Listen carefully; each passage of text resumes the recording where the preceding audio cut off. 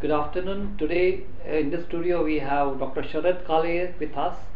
He is an eminent scientist from BRC and he is a professor at Homi Bhabha National Institute.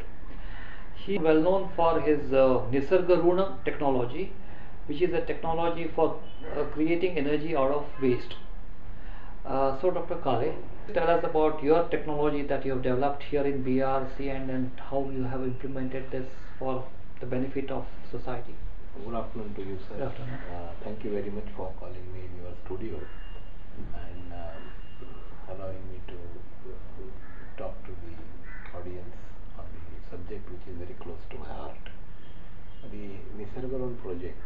This Nisargruna is Sanskrit word. Yeah, it's a Sanskrit So what is the meaning of that? Nisarga and Runa. So Nisarga is nature and Runa is loan. So we take everything from nature on a loan basis. So this returning the loan of nature is the concept of Nisargruna.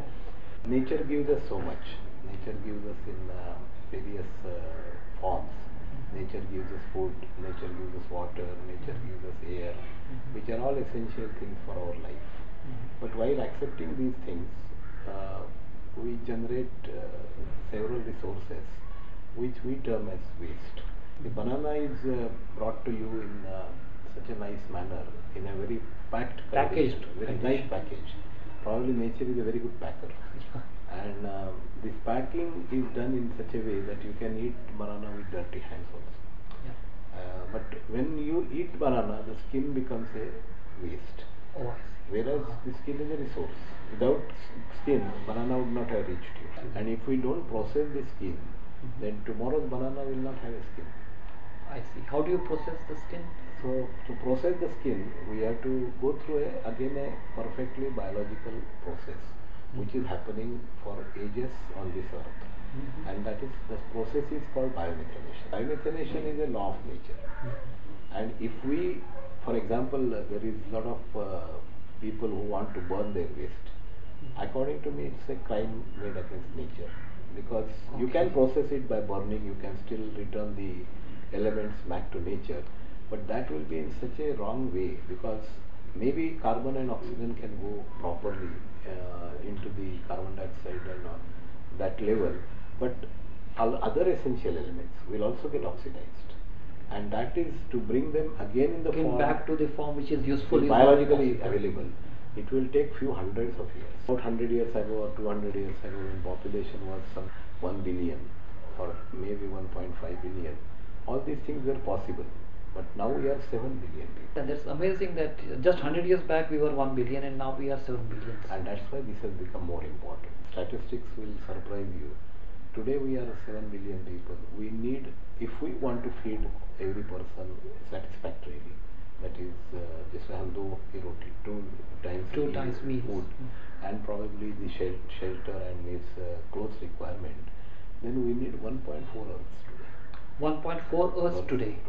So that means, a lot of people are starving for other. Of course, people. That's why more than 30% population is below poverty line. We eat only once. And if the same thing continues, then probably in another 30 years we will be 10 billion people. Yes. In this 10 billion people, we will need 2 Earths. 2 Earths. Now buying a second house is very difficult. Even first house is difficult for many people. Second house is even more difficult. Now you are talking here of buying a second earth. Dumping yards, which is a very common sight. It should not be a common sight at all.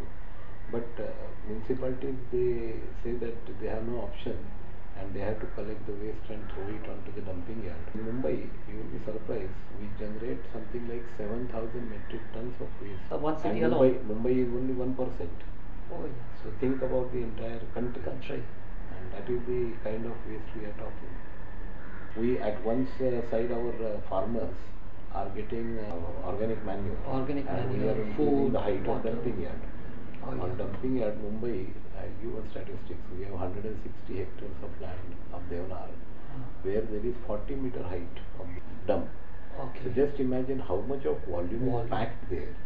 And when those resources will be generated again, and when our younger generation will get it. See, my mother used to tell on Lakshmi Puja day that I should worship along with gold and silver, I should also worship broomstick.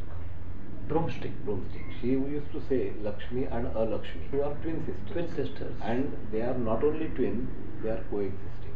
Coexisting. That word was very important. That they will be coexisting. If one is not there, the other second will not come. Not come. Today's broken cup, today's skin of banana is tomorrow's full cup and tomorrow's full banana. I call it as inculcation of science at the very basic level. Basic level. This used to be there in Indian culture earlier. Indian culture. It used to be there. So how have we forgotten? What should you think? We have forgotten because one is that we have become very selfish. Within four walls we are probably very clean people, but outside we are not. Because outside doesn't belong to us. And this is because of our selfishness. I feel very sad because this happens in a country which has given a message called Vasudhaiva Kutumbakam. We are extremely poor in understanding what nature is doing for us. But is it happening only in cities or also villages? Unfortunately, this culture is spreading everywhere. Spreading to villages. If you go to villages, you find on the side so much of plastic because everybody wants to become in that way urban. I would have preferred our rural sector becoming urban, but they are becoming urban in a very different way. See, Lord Krishna says, "Aham Brahmasmi." That means because I am living, the whole Brahma is living. If I am not there tomorrow, Brahma is not there. If I am feeling Brahma, if I am experiencing Brahma because of me, then it is my responsibility to maintain Brahma also. So whether others are doing it or not, I should do it. I must start to begin with you, yes. and then slowly it spreads. And then as a human being, you must take others in confidence. That is what is very important.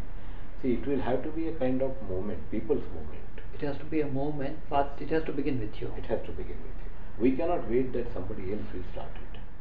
2013 budget, they have made it a good money provision for converting the waste into the resource and converting it to biogas and manure. So government is definitely taking steps, but to strengthen the hands of the government, we must play our role, especially the academics, especially the educated part of the society has to play a major role. What I learned somewhere that sanitation and hygiene is the biggest problem in India. 70% of people do not have toilets at home. So what do you think, what should be done to... The scene is changing at a certain speed. That has to be, of course, hastened, because it's a shame that we are getting fecally contaminated water to drink. And all the epidemics are in India. We have got typhoid patients, we have got chikungunya, we have matangunya. I mean, the type of disease, it's uncleanliness. It's not the disease which is important. It is the uncleanliness, and unless we stop that, see, it is one side. There are some 30% or 40% population which is having good money using drinking water in their flushes. They are government only. I always say we are all part of the government, and unless somebody is sitting at helm and doing the job, but if tomorrow they are not there, we will do that. We will do that job. And then if we have that kind of combined operation, where combined participation, wholehearted participation, as I said, if you say Vasudhaiva Kutumbakam, then it becomes my job. My job. So what is the message that you want to give to young Indians? The wholesomeness of this country, wholesome development of the country is in your hands. Yes. And you must understand what are the resources and you must process them. At the same time, we as an elderly generation, we have our own responsibility to orient them, to motivate them. If we don't do that, probably see I sometimes feel that somewhere our generation has somewhere failed in creating that motivation. Instead of calling names to the younger generation, somewhere that passage or transformation of the translation of the information has not happened correctly. Maybe reasons were different, but if we are realized that now, why not do it? Better late than never. Yeah, and I'm sure the younger generation has got good brains. They can, they are very intelligent, and if oriented properly and guided properly, they can change this country into a paradise. If America can do it, if Japan can do it, and by learning in their own languages, yes, we can do it. If our Indian students are going abroad, I am happy about it. Only thing they should go with the same motive of Sri Ram when he defeated Ravan, and Lakshman offered him, said that why not stay here because it's a beautiful Lanka.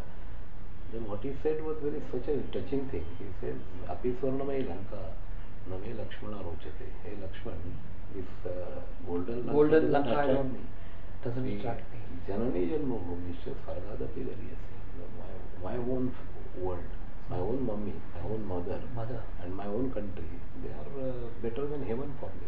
With that intention, if students go out and then keep a watch on their development of the country, I think it's the best thing to happen. You are doing good, we can make it better, and the best is far away. Best is not far away. Thank you so much. Thank you for coming to studio.